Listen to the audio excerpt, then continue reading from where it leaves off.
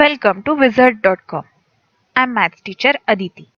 We have this question here. Find the product of the zeros of the polynomial, and this is the given polynomial.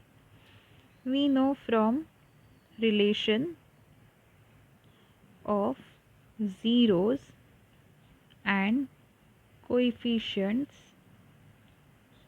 of quadratic polynomial, product of zeros is equal to constant term divided by leading coefficient.